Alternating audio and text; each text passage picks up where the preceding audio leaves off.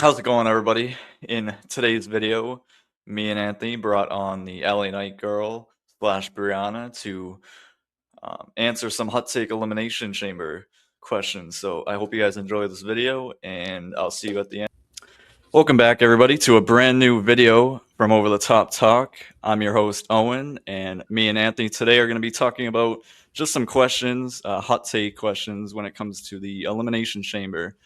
As we know, we're on the road to the Elimination Chamber. We're only a few weeks away, so me and Anthony figured, why don't we come up with some hot take questions and then just, discuss them. But obviously, as you can see, we're not alone. We're joined by, you guys all know her as the LA Knight girl. Welcome to the podcast for the first time. Brianna, how are we doing today? I'm good. How are you guys? We're We are doing great. amazing. It's actually, we're doing a lot of creator collabs in 2026. So we thank you for being our first creator for this little journey. Oh, thanks for having me. Perfect. And with no further ado, I'll let Anthony start with the first question here that I'm going to put up. Anthony, if you want to read that.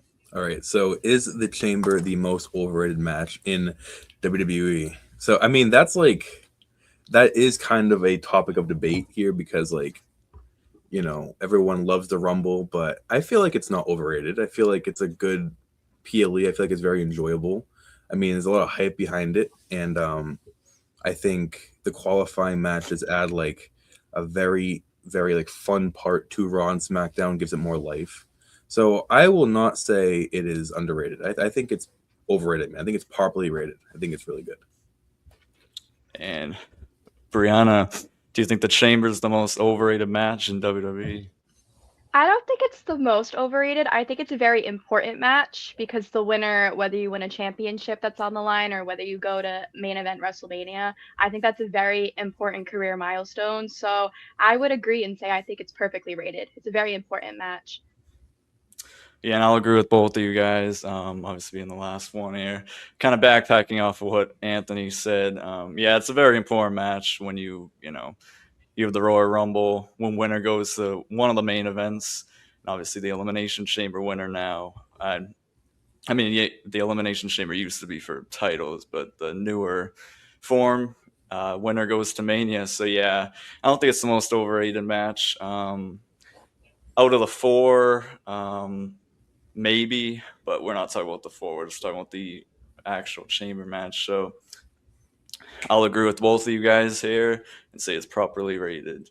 And with my next question, I got was, is the Elimination Chamber essentially better than the Royal Rumble? I'll start with this one and say probably not, just because I'm a huge fan of the Royal Rumble and kind of what that match perceives. 30 Mhm. men, one winner. As like that setup. Chamber's not bad. There's a lot of good spots in the match, kind of similar to the Hell in a Cell, but for this one, pretty easy for me. I'm going to go and say the Elimination Chamber is not better than the Royal Rumble, but I'll pass it to you, Brianna. I agree with you. I think the Royal Rumble is much better than the Elimination Chamber. I think the odds are higher. The pressure is more because you're not going up against five other guys. You're going up against potentially 29 if you're number one. So I would agree. I think the Royal Rumble is way better than Elimination Chamber. Yeah, I agree with that too.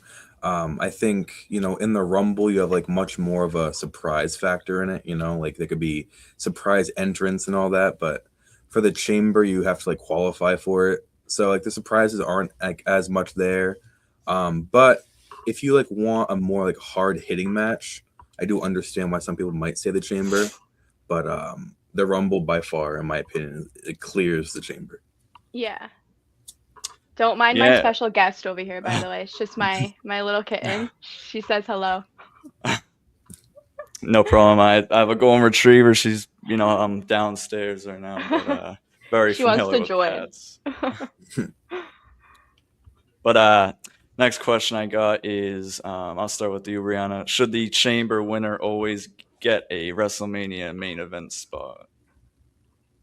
Ooh, I this could be a very hot take. I don't think they should always get a main event spot. I think you have the percentage where there can be a story that's even better Then Mhm. one that's partaking in the chamber. So a WrestleMania spot, absolutely. But I think guaranteeing that main event spot, I wouldn't always agree with. Mhm. And Anthony, I'll pass it to you. Maybe, like I kind of liked when someone would go in as the champion and like they would come out like it gives it more of like a shock factor, like you don't know who's going to come out as the champion. Um, but I'll agree with you, Brianna. I think you should definitely get a spot on WrestleMania, but maybe not in the main event scene, like maybe like in the mid card or something like that. Yeah, and I'll agree with both of you guys here, just because main event spot's kind of a huge thing. I mean, the example we have Roman Reigns and CM Punk is one of the main events. Now, if you have kind of depending on who wins this chamber, you kind of like Brianna, you said the storyline kind of has to be like well made, and say it's like last year Jey Uso versus Gunther. I mean, Jay won the Rumble, but let's say you won the Chamber, then wouldn't really want that main eventing one of the nights. But so yeah, I'll agree with the both of you guys. I don't think the Chamber winner should always get a main event spot, but should always get some sort of title match at Mania. And um, moving along, Anthony, I'll start with you. Has the women's Elimination Chamber surpassed the men's chamber in terms of quality like the last few years? Actually, I'll say yes. I think it really has. The women's chamber has like been like, in my opinion, has cleared the men's chamber like every year for the past like 5 years. Like the spots in it are crazy. The star power is like nuts in there. Like last year, you got like Bianca Belair, Tiffany Stratton. Like it was nuts. So I think just for like star power and the spots alone and stakes, I will say yes. And Brianna, Not as much as I hate to say this because LA's been in the chamber. I'm gonna have to agree. Like the beginning of, I think it was last year's chamber where you just had Jade Cargill just absolutely annihilating Naomi before the Yeah. bell even rang. Like just story wise, match wise, like everything, I would agree that the women's chamber has surpassed the men's in any quality ever. Yeah, definitely. yeah, and I'll say that as well. And I'll use last year's Chambers, obviously the Cena storyline, so I feel like they were kind of maybe forcing that upon us. Obviously, not that we all love Cena, but that one's a little bit predictable. With some of the men's ones, they're a little bit more predictable. I feel like the women's ones, it's kind of like, or I mean, last year I didn't really expect Bianca Belair to win, so I think when it comes to like predicting it, I think the Elimination Chamber for the women's side, having a little bit of predictability or unpredictability, I should say, makes match quality to me like very nice. So, yeah, Mhm. I'd also agree with you guys with the woman kind of surpassing the men the last couple of years, but we'll see this year if anything changes at all. Which there's the chamber matches on both sides look really good so far. So I'm looking Mhm. forward to who else enters on both sides. But kind of moving along. Is being eliminated first in a chamber match worse than losing clean on Raw and SmackDown? I'll Uh, start this one by saying probably yes, just because it's almost like you're pretty much going in there not like useless, but kind of mhm. useless. So I think this one's pretty easy. I think I'd rather lose clean on Raw than just go into a chamber match and just get completely eliminated first. But Anthony, Yeah. what are your thoughts on this? I mean, yeah, I got to agree. Like, I feel bad, but like, there's always that one guy in there that's like does not fit, and you're like, yeah, he's definitely getting squashed in like 2 seconds. So, like, I think last year that was Damian Priest. Damian Priest got demolished. I think it was or something like that. I forget, but yeah, getting eliminated in a match that has 6 people and you're the first one to go, that can be a heavy hit to some people. How's it going, everybody? I hope you're enjoying the video so far. This is just a quick reminder to drop a like and a sub as we are on the road to 400 subs. So we would really appreciate if you would drop a sub. And with no further ado, let's get you guys back to the video. So I will definitely agree. And Yeah. Brianna, what do you? I definitely agree because at least on Raw and SmackDown, you're not really like if it's just like a regular match, you're not losing much. Elimination Chamber, there goes your whole road to WrestleMania. Like, what do you do now? Like, there's not really Yeah. many more opportunities you can get to secure a spot there. So I would agree. And also, just like first elimination is like that's such a that's a loser thing. Like, I'm first out. Like that, there go your hopes and dreams for Mania. Yeah. Yeah, and we kind of mentioned this question earlier a little bit, but Anthony, is there too much outside interference in the modern chamber matches?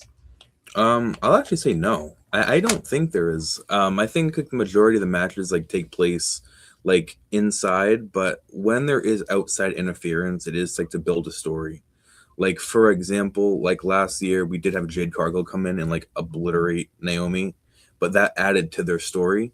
So I think if it's used to build on that, it's good. But we don't, if I'm like not mistaken, we don't really have too much outside interference. So I don't think there is that much. How about you, Brianna? I'm gonna disagree for my own reasoning because AJ Styles in 2024 ruined LA Knight's Elimination Chamber match. That man flew from, I think they were in Perth that year. He Oh, flew yeah. from, yeah, laugh it up.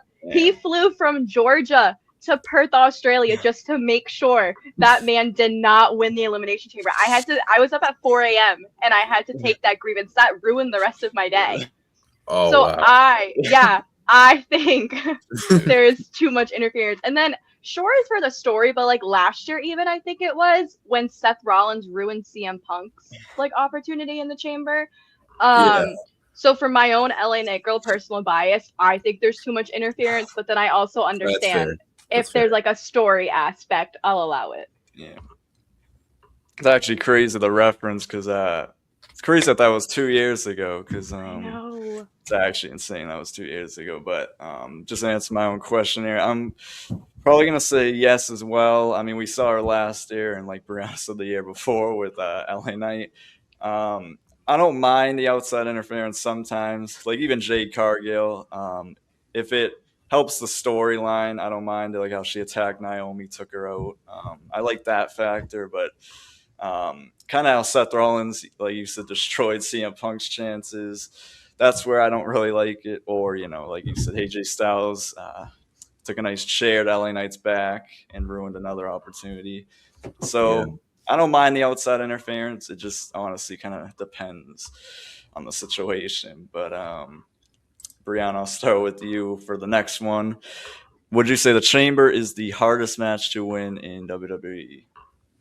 No, I would probably say, oh, come over here. I would probably say, I don't know why the Royal Rumble came to mind first, because just the thought of being number one and having to sustain 29 other men and like have that cardio would really throw me off, I think. Or like even a Hell in a Cell match. I feel like a lot of people sleep on Hell in a Cell. That match is brutal. Especially the CM Punk and Drew McIntyre one. That's a brutal match. So I would say no. I don't think it's the hardest match to win. Yeah, and I think if I gave LA Knight this question, I think he would say Money in the Bank. But Come on, Ooh. come on. not LA Knight. But I'm gonna go with no. I don't think the Chamber's the hardest match. Yeah. I'd say probably the Royal Rumble just because of the factors of it. You got to throw 29 other people over the top rope. If we're going hard hitting, like you said, Hell in a Cell, but I think to me the hardest match to win would be the Royal Rumble. But Anthony, is the Chamber the hardest match to win in WWE? No, I do not think it is. I think Money in the Bank is honestly harder than the Chamber to win because, like, come on, you have people throwing ladders at you. You got to climb up a ladder. You got a risk of like falling off and dying. So, yeah, I'm gonna say no. I think it's probably like the fourth hardest, maybe even fifth hardest to win. Yeah, and kind of moving down my line here, should the pods be weaponized more? And I'm gonna say yes, because I think it would make it these matches way more interesting than they are. Maybe even bring back like the stale flooring, which they would never do. But Oh God, I think if you threw in like a couple chairs, couple tables, I think you could have amazing spots. Like if you're jumping off the pod through a table, probably something Logan Paul would do. I think it would make the match way better than it already is. But Anthony, should the pods be weaponized more? I mean, yeah, I think they should be. It's pretty funny because like when somebody like takes a spear through a pod, you know, like they're out for like 10 minutes plus, like they're just like lying there. But yeah, I think like you know back in the day, if you remember, like in like the Attitude Era and stuff, and like Ruthless Aggression, people would like bring out trash cans full of weapons to matches, like what no matter what the match would be. So if someone like you know brought more weapons in there, just in general, I think that would be pretty cool. That could add more of a factor to the match. And Brianna, should the pods be weaponized more? 100%. I'm giggling because I thought of the spot. I don't know if you guys remember, which once again in the women's chamber, where Nia Jax just like ran through a pod and she got Oh like yeah, knocked out for like 20 minutes. She was completely gone. So I 100% think they should be weaponized more. me too. Yep. And Anthony, I'll start with you for this one. Does having too many big names in one chamber hurt individual momentum? Ooh, wait, that's actually a tough question. That's a tough question because like there's two sides to that. Because like having big names can make it like a really fun, you know, chamber to watch, but at the same time, it can hurt individual momentum. Ooh, wait, this is like the toughest question yet. I'll say, can I say yes and no? Is that possible? Can I like take a Yeah. middle road? Because I think I'm taking a middle road because I feel like in some cases yes, but in some cases no. And I know it's like a lame answer. I think really lame, but I'm taking like a middle road. I don't know. Come back to me. Come back to me All on that. right. Come back I'll to me. go with you, Brianna. I'm gonna say yes because and here's an example, just the concept of Gunther losing the chamber, I think kills his momentum because Oh yeah. it shows like a weak side to him. And right now, this man, as much as I hate to say it, because I love John Cena, he's on a generational run. This man is not to be messed with. He has made LA tap out. He's made John tap out. He's passed out AJ. They're making it seem like he's a god in the wrestling world right now. So the concept of him losing the Elimination Chamber, I think, would kill at least a solid 35% of the momentum he has now. I Yeah, agree. and I'd even use this year's. I know we only have Randy Orton and LA Knight in there, but even those two names, especially LA Knight, who kind of would need a win here, or his momentum's kind of killed. Yeah, I think having too many big names. I think that Gunther example is a pretty good one as well. Because if you have Gunther lose with the others, kind of looks bad, especially when he's retiring. He's on like a 3 retirement streak right now. But Anthony, have you Yeah. got your official Yeah, I answer? do. I do. I'm good now. I'm good. I think it does. Yes, it 100% does. Because I wasn't even thinking about that. Like, if you have someone as a Gunther, or like anybody on like a generational run, and they lose, like yeah, that definitely like puts a halt on their momentum. Like, what do they do from there now? You know, they lost the chamber, and now they got to go explain themselves on like a Raw or a SmackDown. So yeah, I will take it. Yes, it does. And as we kind of get to our final question here, I'll start with you, Brianna, because I know LA Knight's already in there. But if you were booking it, who faces Drew McIntyre at WrestleMania? LA Knight, duh. The most biased answer ever. But we have to remember they do, I mean, it's not a fresh story anymore, but there is some heat there with them from like last year's Rumble when they had like that whole like issue with each other and the Drew McIntyre and Drew saying, how many world titles have you won? So I think the cherry on top and a very full circle moment would be if LA Knight were to take Drew McIntyre's world title from him. Yeah, and I think I'm gonna go Cody Rhodes. No, I'm just kidding. Probably go LA Knight here as well. Just because I saw the other day too. I forget which T-shirts whose, but someone's unchosen, the other one's chosen. I think it makes a great WrestleMania. Or I think Drew McIntyre is the one that's chosen, and LA Knight's the one that is unchosen. But I think this is a huge opportunity for LA Knight, which we've been saying, unfortunately, for like 2 years now. Um, I've been an LA Knight supporter since the Money in the Bank when they kind of screwed him over, had Damian Priest win instead. But I think when we think of this chamber, it's a huge opportunity for him. I think Drew McIntyre really makes great storylines with anyone he goes in there with. So I think my final answer would be LA Knight, and hopefully he wins a huge the WWE Championship, because I've been waiting for something like that. I know Brianna's been waiting for probably Yeah. 2 years now. So Yeah, a long time since Penn went to paper and he signed his name on his contract. I've been Oh, waiting. wow. But our not last but not least, Anthony, Yeah. who do you want to win the chamber? All right, this is not even me like glazing you two here. I honestly do want LA Knight to win because he was my Rumble pick. I had him winning the Rumble all the way back. Appreciate it. I thought he was going to return, come out, win the entire thing, and go to Mania that way. But I don't see a world, unless Triple H absolutely hates this man, that he does not win the chamber. Like, him winning would just like be not a swerve, but it would be something awesome to see, and him go up against McIntyre would like just be an amazing match, I think. So I want him to win badly. Yay. Yeah, and that's all the questions I got. So I hope everyone enjoyed this video. Brianna, where can the people find you on social media? You can find me on TikTok at Brianna.Duart and then on Instagram at Brianna Perfect. And for everyone watching, we appreciate you all.